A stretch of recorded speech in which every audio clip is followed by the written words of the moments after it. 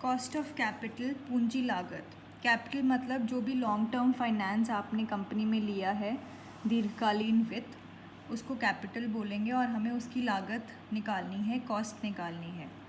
पहले तो हम निकालेंगे स्पेसिफिक कॉस्ट्स, विशिष्ट लागत। जो भी आपने सोर्सेज से पैसे लिए हैं, हर एक सोर्स की अलग क्या क्या कॉस्ट पड़ी है, यानी कि डेट लिया है, डेट कितने का पड़ा है, इक्विटी कितने की कॉस्ट है, प्रेफरेंस की क्या कॉस्ट है, हर एक की हम जब स्पेसिफिक कॉस्ट निकालते हैं, विशिष्ट लागत, फिर उन स्पेसिफिक कॉस्ट्स को हम डिफरेंट वेट्स देते हैं और उससे निकलता है weighted average cost. Weighted average cost यानी कि भारांकित औसत लागत। वेटेड एवरेज कॉस्ट को overall average cost of capital भी बोलते हैं। Overall average cost of capital, ultimately company को कैपिटल की ये कॉस्ट पड़ती है, ठीक है। स्पेसिफिक कॉस्ट्स में हम मेजरली 3 तरह की कॉस्ट्स कंप्यूट करते हैं। पहली है डेट, ऋण, ठीक है, जो आपने बोरो किया है, उधार पे लिया है। दूसरा शेयर कैपिटल, शेयर कैपिटल यानी कि अंश पूंजी। शेयर कैपिटल भी 2 तरह की, प्रेफरेंस शेयर कैपिटल, जिनको प्रेफरेंस देते हो आप, पहले प्रॉफिट्स में हिस्सा देते हो, अगर लिक्विडेशन हो जाती है, कंपनी बंद हो जाती है, तो भी इनका इनके जो पैसे हैं वो पहले वापस किए जाते हैं, ठीक है, इनका कुछ पूर्वाधिकार होता है। सेकंड है इक्विटी, जो बचता कुचता है वो इक्विटी को मिलता है, तो हम इक्विटी की क्या कॉस्ट पड़ती है वो निकालेंगे। तो सबसे कम रिस्क डेट का है, उसके बाद प्रेफरेंस का है और सबसे ज़्यादा रिस्क इक्विटी का है, ठीक है। तो सबसे कम कॉस्ट ऑफ कैपिटल डेट की होती है, फिर प्रेफरेंस की होती है, फिर इक्विटी की होती है। फिर है रिटेन्ड अर्निंग्स। रिटेन्ड अर्निंग्स मतलब जब आपको कोई भी बिजनेस में प्रॉफिट हुआ है, उसका कुछ हिस्सा आप डिविडेंड्स में दे देते हो, लाभांश। जो बच जाता है, जो हिस्सा आपने डिविडेंड नहीं बांटा प्रॉफिट का, उसको हम रिटेन्ड अर्निंग्स बोलते हैं। रिटेन्ड अर्निंग्स फॉर एग्जांपल, आपने 1 लाख रुपए का प्रॉफिट कमाया है, उसमें से आपने 50,000 रुपये तो डिविडेंड बांट दिया। जो बाकी 50,000 हैं जो कंपनी ने वापस रख लिए हैं अपने पास इन्वेस्ट करने के लिए, उनको हम रिटेन्ड अर्निंग्स बोलते हैं। जो रिटेन्ड अर्निंग्स हैं वो आप मार्केट में जाके पैसे नहीं उठा रहे हो, आपने जो प्रॉफिट कमाया है उसी में से कुछ हिस्सा आपने बचा लिया और कंपनी में इन्वेस्ट कर दिया। तो रिटेन्ड अर्निंग्स की क्या कॉस्ट होती है, ये सब जो कॉस्ट है अलग अलग हम निकालेंगे, उसको स्पेसिफिक कॉस्ट बोलते हैं। और फिर हम इन सब को वेट्स दे के एवरेज निकालेंगे, जिसको हम overall average cost of capital बोलते हैं। तो सबसे पहले हम करते हैं डेट यानी कि ऋण। डेट 2 तरह का होता है, इरिडीमेबल और रिडीमेबल। इरिडीमेबल मतलब आपने उसको इशू करते टाइम ये नहीं बताया कि कितने टाइम के बाद आप ये पैसे वापस करोगे। फॉर एग्जांपल, आपने डिबेंचर्स इशू किए हैं 10% के ऊपर और आप आज ये नहीं बता रहे कि ये डिबेंचर्स कब रिडीम किए जाएंगे, रिडीम होंगे कि नहीं होंगे। इसको परपेचुअल डेट भी बोलते हैं। परपेचुअल डेट मतलब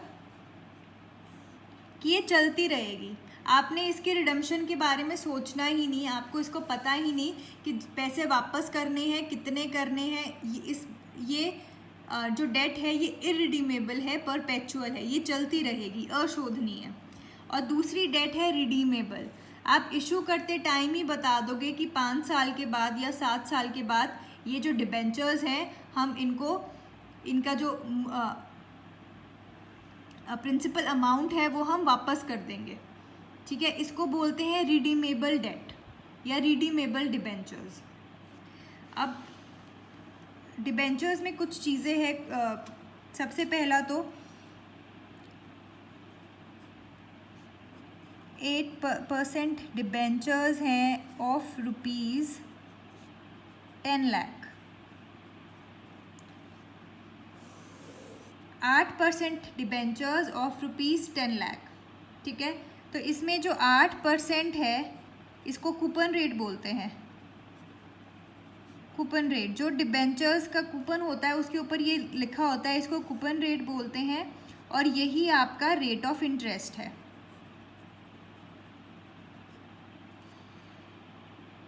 राइट। जो ये 10 लाख है ये है फेस वैल्यू। ये कितने के डिबेंचर्स हैं? 10 लाख के डिबेंचर्स हैं, इसको बोलते हैं फेस वैल्यू। जो ये रेट ऑफ इंटरेस्ट है हमेशा ये इस फेस वैल्यू के ऊपर कंप्यूट होता है। कभी भी कितने प्राइस पे इशू हुआ है, कितने प्राइस पे रिडीम होगा, उस पर आप इंटरेस्ट नहीं निकालोगे। Interest is always calculated on face value. इस फेस वैल्यू के ऊपर इंटरेस्ट कैलकुलेट होगा। नेक्स्ट चीज़ है इशू प्राइस।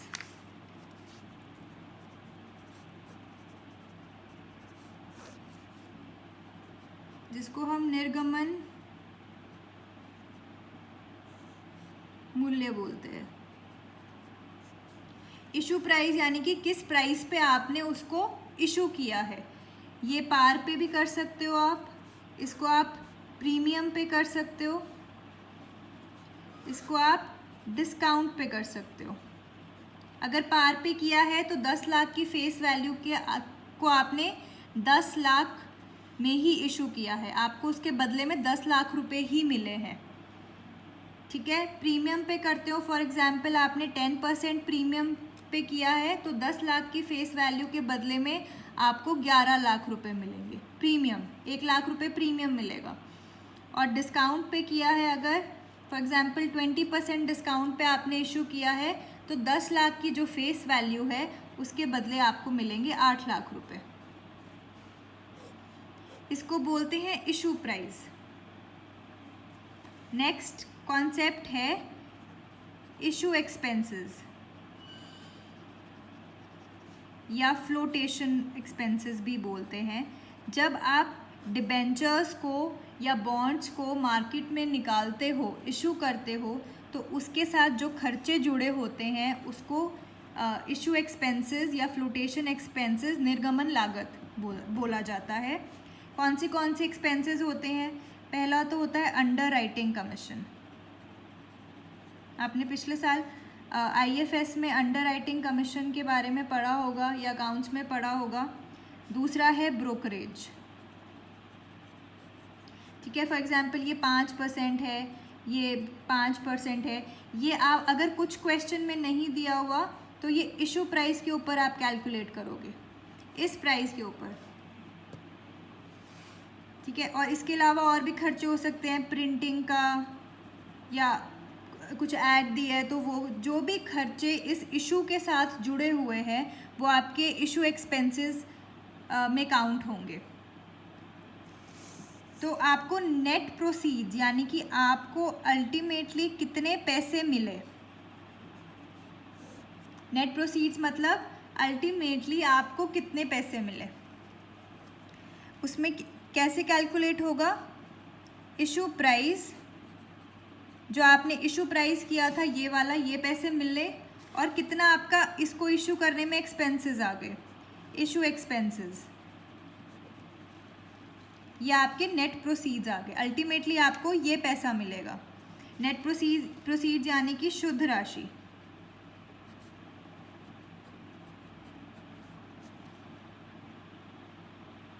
राइट। तो हमने क्या क्या इसमें पढ़ा है? पहला तो फेस वैल्यू जो डिबेंचर्स के ऊपर लिखा होता है। दूसरा उसका रेट ऑफ इंटरेस्ट जो कूपन रेट लिखा होता है। ये रेट ऑफ इंटरेस्ट आप हमेशा फेस वैल्यू के ऊपर कैलकुलेट करोगे। नेक्स्ट आपका इशू प्राइस, इसको आप पार पे कर सकते हो, प्रीमियम पे कर सकते हो और डिस्काउंट पे कर सकते हो। नेक्स्ट नेट प्रोसीड्स,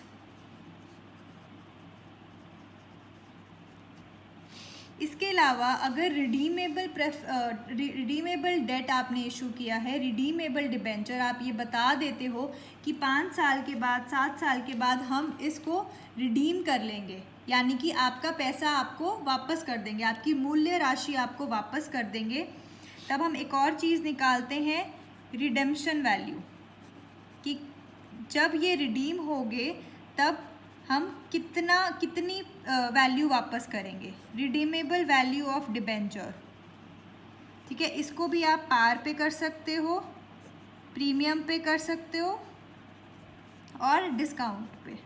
ये भी हम हमेशा फेस वैल्यू के ऊपर कैलकुलेट करते हैं।